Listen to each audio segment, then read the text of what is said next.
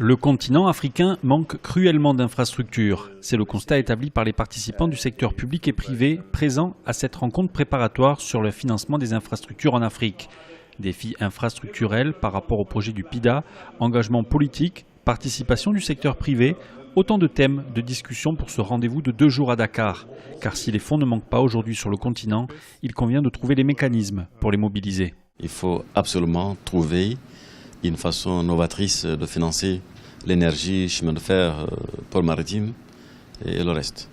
Alors, ce n'est pas les moyens qui manquent, mais il faut trouver un terrain d'entente entre les promoteurs des projets, entre les organismes de financement, entre les capitaux privés, et pour identifier un certain nombre de projets transformateurs qui sont viables sur le plan commercial, mais qui tombent aussi dans le giron du NEPAD. Au cours de cette rencontre, les 16 projets du plan d'action prioritaire du PIDA, le programme pour le développement des infrastructures en Afrique, ont fait l'objet d'une attention particulière.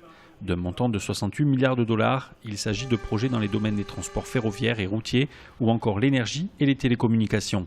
Des chantiers importants pour lesquels l'apport du secteur privé est indispensable dans le cadre de partenariats PPP. Il faut attirer l'attention du secteur privé, prendre des mesures pour accroître la confiance, leur donner des garanties pour que les investisseurs privés puissent investir dans les projets prioritaires.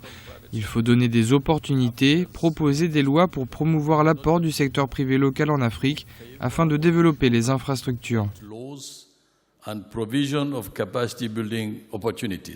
Les infrastructures sont le moteur du développement, mais les défis restent nombreux. Le sommet des chefs d'État de ce dimanche devrait établir l'agenda de Dakar, un plan d'action pour ouvrir la voie vers la réalisation de ces projets.